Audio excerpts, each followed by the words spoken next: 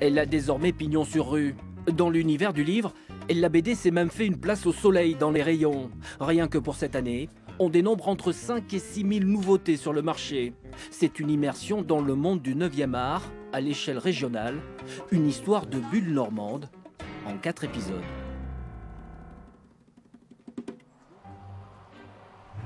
Un petit coin de campagne dans le Bessin.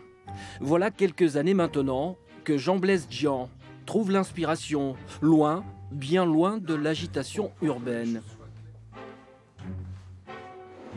J'ai besoin de concentration aussi parce que souvent je dois me mettre dans la peau de chacun des personnages pour trouver des dialogues qui correspondent à la personnalité de chacun, à la situation de chacun, ce qui fait que je suis obligé quand même d'être à fond sur ce que je fais, quoi. Voilà, c'est juste un confort, la campagne. Terre d'adoption, au fil du temps, la Normandie est devenue, pour ce scénariste de bande dessinée, un véritable champ d'investigation.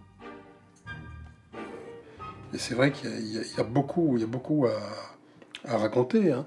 L'an dernier, j'ai fait une bande dessinée sur le Mont-Saint-Michel avec tout le côté historique, côté aventure, policier, mais voilà, j'ai fait une bande dessinée policière qui se passe au Havre, pour retranscrire un peu les ambiances du port, la nuit, tout ça.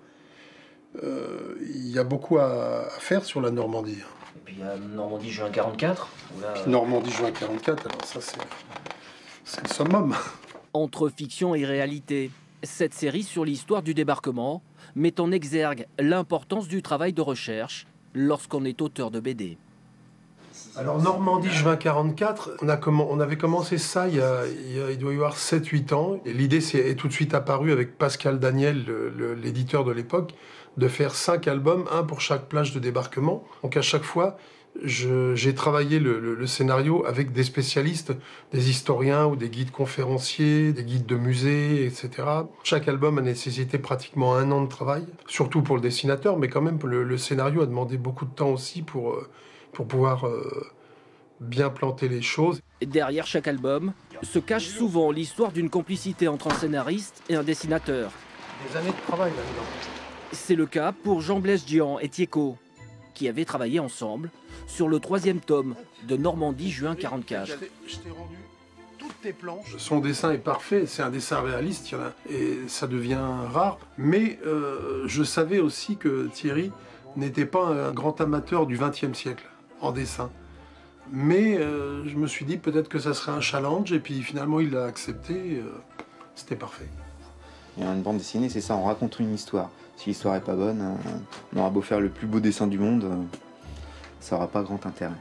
C'est en fait, chacun s'adapte à l'autre, c'est une espèce de communion quelque part entre un scénariste et un dessinateur, parce que sinon ça serait très difficile de travailler ensemble.